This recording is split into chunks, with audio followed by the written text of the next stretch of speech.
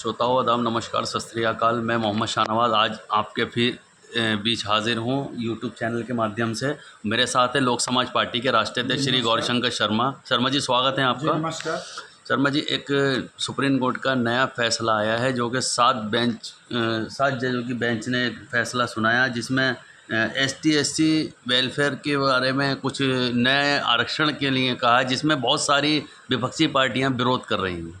जी जी, क्या कहना चाहते हैं? देखिए, सुप्रीम कोर्ट का फैसला ये 7 जजों का स्पेशल बेंच का फैसला है और फैसले का जो जजमेंट मेरे पास है, ये देखिए, ये है state of Punjab and others versus Devendra Singh and other. ये फैसला 565 पेज का है जी। यह फैसला 565 पेज का है और इसको अभी हम पूरा पढ़े नहीं, लेकिन मोटे मोटे तौर पे जो हम स्टडी किए हैं वो आपको हम बता रहे हैं। ये हुआ कि पंजाब सरकार जो है एक कानून लाई 2006 में SC और बैकवर्ड क्लास के लिए सरकारी नौकरियों में उन्होंने SC के लिए 25% और बैकवर्ड क्लास के लिए 12% का कंसेप्ट किया और जो SC क्लास का जो रिजर्वेशन का था उसमें 50% जो है SC कोटे में वाल्मीकि समाज और मजहबी सिख के लिए है और 12% तो बैकवर्ड क्लास के लिए तो डिक्लेयर था ही।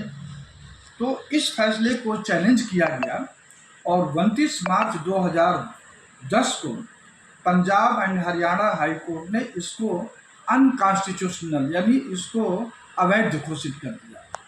और अवैध घोषित करने का आधार क्या था कि 2004 में एक फैसला आया EV Chinnaiah versus state of Andhra Pradesh. इसमें कॉन्स्टिट्यूशन बेंच यानी 5 जजों की बेंच का फैसला था जिसमें यह कहा गया कि कोटे के अंदर कोटा मान्य नहीं है। तो इस फैसले को रिलाय करते हुए पंजाब एंड हरियाणा कोर्ट ने कोटे के अंदर कोटा को गैर कानूनी घोषित कर दिया। इसी प्रकार 20 अगस्त 2014 को इस फैसले को फिर सुना गया सुप्रीम कोर्ट में। तो 3 जजों की बेंच ने इस पर किया कि जो EV चिनैया का केस है इसको फिर से इंटरप्रिटेशन करने की बात है, लार्जर बेंच को सपोर्ट करने के लिए इन्होंने रेफर कर दिया। और इसके पहले 9 नवंबर 1994 में हरियाणा सरकार ने 2 ब्लॉक किया, A ब्लॉक और B ब्लॉक। B ब्लॉक में चमार, जटिया चमार, रायगढ़, रमदसिया ऐसे करके A क्लास किया और A ब्लॉक में 36 शेड्यूल कास्ट जातियों को रखा और सबको 50-50% डिवाइड कर दिया SC और SC क्लास को। तो इसको जो है 6 जुलाई 2006 को Punjab and Haryana high court ने अनकॉन्स्टिट्यूशनल डिक्लेयर किया। वही same judgement EV Chinnaiah versus state of Andhra Pradesh 2005, इसका साइटेशन 2005 1 SCC 394 ये साइटेशन है।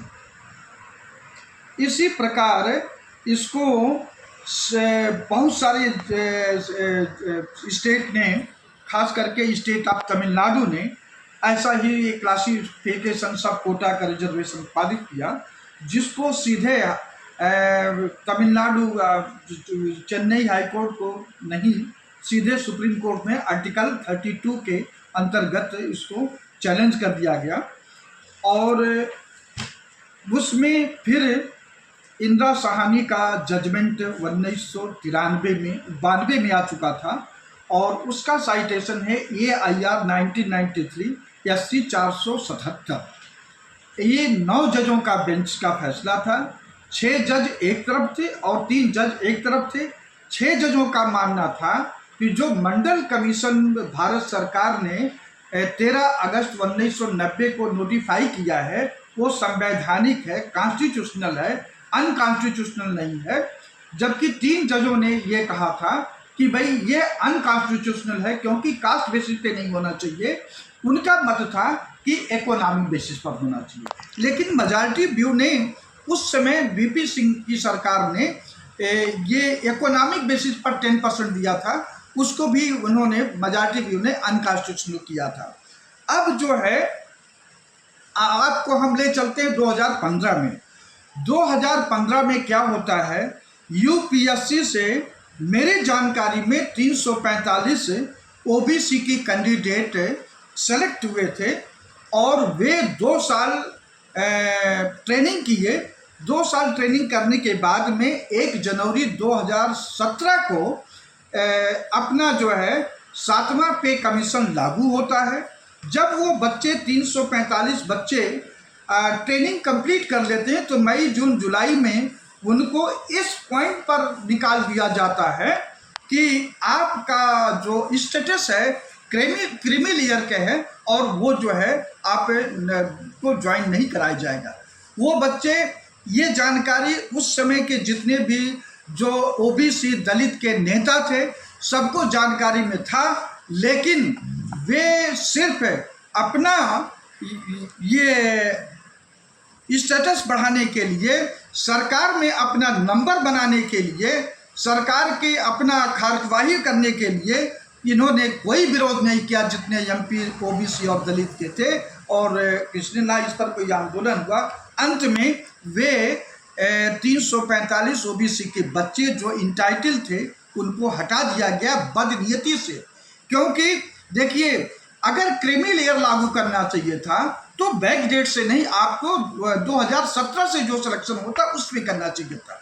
लेकिन नरेंद्र मोदी की सरकार जो आरएसएस के सह पे चल रही है, इनका इरादा यह है दलित ओबीसी आदिवासी एससी एसटी को सबको पाखंडवाद में फंसा दो और ये लोग उस तरफ डाइवर्ट हो जाएं और इनके संवैधानिक अधिकार को खत्म करो, और ये इससे वो सफल भी हो गए हैं। अब आपको हम फिर 2019 की तरफ ले जाते हैं।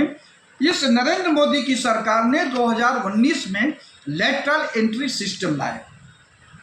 वो जान गए कि अब दलित ओबीसी आदिवासी के बच्चे जो है यूनिवर्सिटी में पढ़ रहे हैं, बड़े बड़े डॉक्टर इंजीनियर बन रहे हैं और यूपीएससी में कम्पीट कर रहे हैं, तो वो देखें कि ये सफल होते जाएंगे। निजीकरण ठेकेदारी तो ये 4th क्लास से लेकर के 3री क्लास से तक जो है, ये तो क्लास 2 तक भी ये कर लिए, लेकिन क्लास 1 की नौकरी जो है ये अब भी दलित ओबीसी आदिवासी के बच्चे अपना सफल हो रहे, तो उनको पीछे करने के लिए लेटरल एंट्री सिस्टम डेवलप किया और उसमें कानून बनाए हैं। 60% सिलेक्शन जो है प्राइवेट कंपनियों से होगा, 40% सिलेक्शन यूपीएससी से होगा। उनका इरादा ये है कि अगर हम यूपीएससी से जनरली 1000, 1200, 1100 ऐसे सिलेक्शन होता है हर साल कम बेसी करके, अगर हम मान लें कि एवरेज 1000 है, तो जो इनका लेटरल एंट्री सिस्टम चोर दरवाजा है उससे 600 बच्चे प्राइवेट कंपनियों से लिए जाएंगे और वो प्राइवेट कंपनियां दमक जातियों के होंगे, और 400 रहेगा सिर्फ अपना यूपीएससी से, जिसमें दलित ओबीसी को मंडल कमीशन के आधार पर Indira Sahni versus union of India के 9 जजों के विशेष बेंच के फैसले के आधार पर सिर्फ 200 सीट रिजर्वेशन में मिलेगा। अगर यही रहता तो कम से कम 500 जाता। तो इस तरह से मोदी सरकार दलित ओबीसी के साथ अन्याय कर रही है। अब आ जाइए आपका प्रेजेंट जजमेंट जो है कोटा। क्रीमी लेयर का कंसेप्ट, इसमें देखिए डॉक्टर DY चंद्रचूड़ और मनोज मिश्रा, इन लोगों ने 206 पैरा और 140 पेज का जजमेंट लिखा है और इन्होंने SC ST के कोटे के अंतर्गत सब कोटा को जस्टिफाइड माना है और कहे हैं कि क्रीमी लेयर का कंसेप्ट होना चाहिए। अब देखिए इसी प्रकार doctor B R Gavai, justice doctor B R Gavai, इनका 297 पैरा और 281 पेज का जजमेंट है। इन्होंने भी डॉक्टर डी वाई चंचूड़ और मनोज मिश्रा के क्रीमी लेयर को कंसेप्ट को सपोर्ट किया है। और इन्होंने एक उदाहरण दिया है कि जो IAS IPS के बच्चे जो हैं, क्या वे जो ग्रामीण परिप्रेक्ष्य में जो बच्चे 80 के हैं उनका वो compete कर पाएंगे। तो तर्क उनका तो सही था, लेकिन आगे जो अभी आपको हम बता रहे हैं, जस्टिस विक्रम नाथ, इनका 2 पेज का जजमेंट है। जस्टिस बेला एम त्रिवेदी, इनका 80 पैरा और 86 पेज का जजमेंट है। इन्होंने EV Chinnaiah versus state of Andhra Pradesh का जो कॉन्स्टिट्यूशन बेंच का फैसला है उसको जस्टिफाइड किया है और इन 6 जजों के फैसले के खिलाफ दिया है। इसी प्रकार Pankaj Mittal, justice mister justice Pankaj Mittal, इनका 84 पैरा और 54 पेज का जजमेंट है। इन्होंने भी justice D Y Chandrachud, justice Manoj Mishra और जस्टिस बी आर गवई के विक्रम नाथ, इनके फैसले को सपोर्ट किया है। और जस्टिस सतीश चंद्र शर्मा, इनका सिर्फ 2 पेज का जजमेंट है विक्रम नाथ के जजमेंट की तरह, और इन्होंने भी कोटे के अंदर कोटा क्रीमी लेयर को कंसेप्ट को जस्टिफाइड किया है। अब देखिए, सरकार की मंशा जो मैंने नोटिस किया है, जो मैंने अनुभव किया, आप चले जाइए बिहार में, झारखंड में, छत्तीसगढ़ में और उत्तर प्रदेश के बहुत सारे ऐसे जिले हैं जहां पर SC ST के लोग को रहने के लिए घर नहीं है। जिन परिवार के लोगों के पास रहने का घर नहीं है, उनके बच्चे कैसे पढ़ लिखेंगे, IAS IPS का सिलेक्शन कर लेंगे। आपने, भारत सरकार ने कांग्रेस से मिल करके क्षेत्रीय पार्टियां जो हैं उनके सहयोग से, खासकर दिल्ली में फ्री वाली पार्टी के सहयोग से, आपने 4ठी क्लास से लेकर के और क्लास 2 तक की सर्विस को, क्लास 2 नहीं, क्लास 3 तक के सर्विस को आपने ठेके पर निजीकरण में दे दिया। इसी इरादे से न रहेगा बांस न बजेगी बांसुरी, यानी जब सरकारी संपत्ति नहीं रहेगी तो आरक्षण कहाँ मिलेगा।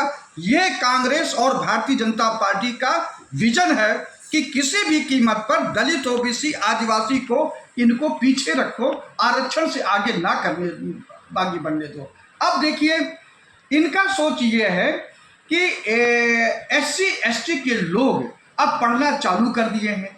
तो जो कोई MP का लड़का है, कोई ऑलरेडी IAS IPS बन चुका है, कोई सिविल सर्विस का बच्चा आगे निकल चुका है, पढ़ चुका है, परिवार में आ चुके हैं, अगर उनके बच्चे कम्पीट करते हैं तो इनके बच्चे जो है अपना क्रीमी लेयर से ये तो ऑटोमेटिक बाहर हो जाएंगे इस फैसले के हिसाब से। अब रही बात बाकी जो SC ST के लोग हैं, जिनके पास खाने के लिए दाना नहीं है, रहने का ठिकाना नहीं है, उनके बच्चे कहाँ IAS IPS और कोई कम्पीट करेंगे जो सरकारी सर्विसेज बचा है। तो भारत सरकार का इरादा यह है, यहाँ पर सुप्रीम कोर्ट के जज जो है, हो सकता है उनका इरादा नेत हो, उनका इरादा जो है कोटे के अंतर्गत कोटा, ये जस्टिफाइड है, लोक समाज पार्टी भी समर्थन करती है। और लेकिन क्रीमी लेयर का कंसेप्ट सम्मान पूर्वक लोक समाज पार्टी इसका विरोध करती है। और इसीलिए कि भारत सरकार जो है, भाजपा वाले जाएंगे, कहेंगे देखिए मेरे काल में कोटे के अंदर कोटा हो गया। इसी प्रकार आपको यूपी में बता दें, उत्तर प्रदेश के मुख्यमंत्री राजनाथ सिंह थे, उन्होंने अति पिछड़ी जातियों के लिए अलग कोटा की मांग कर दिए थे। उसका विरोध सबसे ज़्यादा मुलायम सिंह किए थे, क्योंकि वो जानते थे कि यादव लोग आगे बढ़ गए हैं। कुछ और जातियाँ, पटेल वगैरह, वो विरोध कर किए थे। तो आज समय की पुकार है, ये भारत के संविधान डॉक्टर भीमराव अंबेडकर के सपनों का विजन की पुकार है कि सभी लोगों का भारत सरकार में भागीदारी हो। इसीलिए जातीय जनगणना कंपलसरी हो, उससे पता चले कौन सी जातियां, कौन सा वर्ग की आबादी कितना है और कितने लोगों को नौकरी मिली है, कितना रिप्रेजेंटेशन है। बिना देखिए सामाजिक न्याय तभी संभव होगा जब आर्थिक न्याय हो। आर्थिक न्याय कैसे होगा कि उनको व्यापार अच्छा हो, उनको सरकारी नौकरी हो, उनको प्राइवेट में अगर नौकरी तो अच्छी खासी नौकरी, निजी काम ठेकेदारी में ये भारत सरकार के लोग अपने अपने लोगों को ठेका दे करके हमारे गरीब परिवार के बच्चों का शोषण करवा रहे हैं, जिसमें 8,000, 10,000, अधिक से अधिक 15,000, इससे ज़्यादा नहीं दिया जा रहा। बाकी पैसा नरेंद्र मोदी जी बतावे कहाँ जा रहा है, देश के जो जितने चीफ मिनिस्टर वो बतावे कहाँ जा रहा है, ये सबकी मिली भगत है। तो कोटे के अंदर कोटा जस्टिफाइड है और इस फैसले के हिसाब से आने वाले समय में ओबीसी में भी कोटे के अंदर कोटा होगा और लोग इसकी डिमांड करेंगे। लेकिन क्रीमी लेयर का कंसेप्ट हम का विरोध करते हैं और ये अगर वो देखिए, अब भारत सरकार की मंशा यह है कि इनको आउट करो, क्योंकि लोग जब बड़े लोग जो पढ़ने वाले हैं वो तो बाहर हो जाएंगे, छोटे लोग पढ़ नहीं पाएंगे तो उनको ये जो नौकरी नहीं देंगे। या भारत सरकार ये गारंटी दे, नरेंद्र मोदी सरकार गारंटी दे कि ओबीसी का जो भी कोटा है, 1,000 सीट है तो ओबीसी दलित का जो भी सीटें हैं 27% के हिसाब से, 12.5% के हिसाब से जो भी रहेगा उनके बच्चों को सिलेक्ट किया जाएगा। आप क्रीमी लेयर डालो तो क्रीमी लेयर करने के बावजूद में जो सीटें बचती उनकी सिलेक्शन की गारंटी दो जो भी लोग आए। लेकिन ये ऐसा नहीं करना चाहते, इसलिए ये फैसला जो है वो खतरनाक है क्रीमी लेयर के तहत। तो लोक समाज पार्टी आने वाले टाइम पर इन 7 जजों को, भारत सरकार के प्रधानमंत्री को, भारत सरकार के गृह मंत्री को, भारत सरकार के कानून मंत्री को ये पत्र लिखेगी कि आप इसको क्रीमी लेयर का जो कंसेप्ट है इसको हटाइए या गारंटी दीजिए कि दलित ओबीसी का जितना कोटा है, कोटे के अंदर सब कोटा वो भरा जाएगा। और ऐसा नहीं करते हैं तो आप यही समझ लीजिए कि भारत सरकार का इरादा, भाजपा का इरादा और उनके सहयोगी पार्टियों का इरादा कि इस SC ST के लोगों को सरकारी नौकरी से बाहर करना है। शर्मा जी, क्या इसमें जैसे ओबीसी में कुछ मुस्लिम समाज आता है, उनके बारे में कुछ बताइए। देखिए, ओबीसी जो है मंडल कमीशन में मुस्लिम समाज के कई जातियां ओबीसी में इंक्लूड हैं। कुछ लोग बहकाने के लिए मुस्लिम समाज को अलग आरक्षण की बात करते हैं। लोक समाज पार्टी इसको जस्टिफाई नहीं करती है। जब देखिए, मंडल कमीशन तो डाउन टोडन पर्सन के और जो डॉक्टर भीमराव अंबेडकर संविधान में ऑलरेडी 22% की व्यवस्था करती हैं, वो ये सब इंक्लूड हैं जो भी उसमें जातियाँ हैं। तो अलग से अगर मान लीजिए आप अलग से मुस्लिम को देंगे तो उसमें गरीब बेचारा कहाँ से आएगा? गरीब मुस्लिम कहाँ से आएंगे? जुलाहा, दुनिया और जो अंसारी हैं ये कहाँ से, जो पासमानदा समाज होते हैं मुस्लिम में, ये कहाँ से आ पाएंगे? वो दबंग लोग अपना जो लोग हैं वही आ पाएंगे। तो जो मंडल कंसेप्ट है कि आप जो अगर आप संपन्न हो चुके हो, आप बाहर रहो, जो लोग पिछड़ गए हैं उनको इस भागीदारी के माध्यम से उनको जीवन स्तर सुधारो, ये मंडल कमीशन का कंसेप्ट है। शर्मा जी, क्या इसमें होने, अगर ये जजमेंट जो आप बता रहे हैं इससे कुछ नुकसान भी है?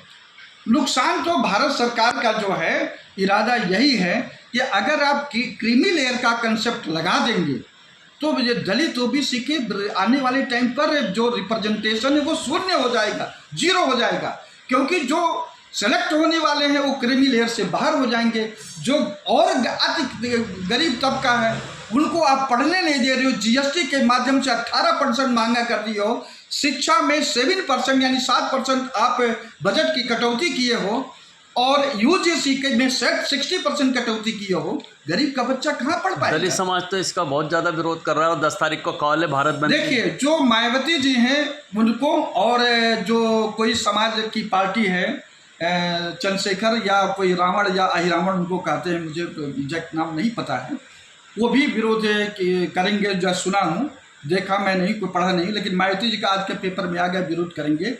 उनको मैं कहता हूँ जो भी इस फैसले के विरोध कर रहे हैं वो क्रीमी लेयर का विरोध करें।